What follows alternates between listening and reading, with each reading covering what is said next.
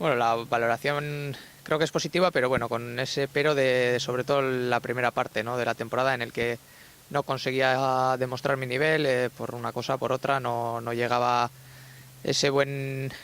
cuerpo, ¿no?, que después sí creo que he tenido. A partir de abril, mayo, creo que he sido protagonista en la mayoría de las carreras, lucho por una victoria que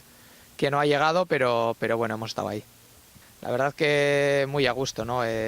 Creo que ha sido mi mejor carrera de la temporada, me encontraba muy fuerte todos los días, luchaba por la victoria pues casi todos los días también y bueno, pues fue una pena no conseguirla, pero contento con el nivel que pude dar. Me quedo con la de Ruta del Sur, ¿no? En una fuga de 9-10 corredores que pudimos hacer frente al pelotón y bueno, llegamos a la parte final con una pequeña diferencia y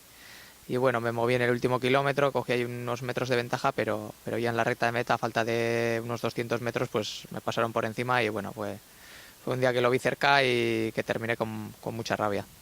Bueno, es muy satisfactorio para mí, para el equipo y bueno, pues muy importante, ¿no? Vamos a poder correr carreras